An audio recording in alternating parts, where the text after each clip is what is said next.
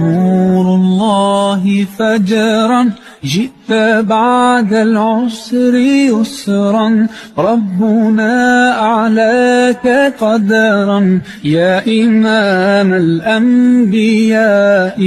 أنت في الوجدان حي أنت للعينين ضي أنت عند الحوض ري أنت